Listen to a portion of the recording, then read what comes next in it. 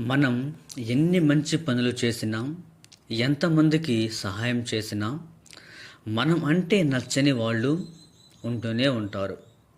మనల్ని లేనిపోని మాటలు అంటూనే ఉంటారు. ఈ రోజుటి సువిశేషంలో అదే జరుగుతూ ఉంది.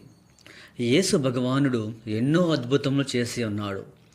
ఎన్నో పిశాచులను, దెయ్యములను ప్రాలద్రోలి ఉన్నాడు. అది చూసి ఓర్వలేని ధర్మశాస్త్ర బోధకులు, యేసు అంటే ఇష్టం లేనటువంటి వారు ఆయన దెయ్యములకు అధిపతి అయ్యుండి దెయ్యములను వెళ్ళగొట్టుచున్నాడు అనెను.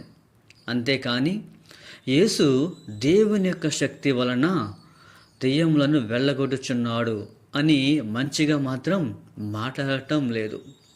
దీనిని బట్టి మనం ఒకటి అర్థం చేసుకోవాలి. దేవుడంతటి వానికే మంచి పనులు చేసినందుకు నిందలు తప్పలేదు. మరి మనం ఏ పాటి వారము? ఈ లోకం మనం ఎన్ని మంచి పనులు చేసినా నిందలు వేస్తూనే ఉంటుంది.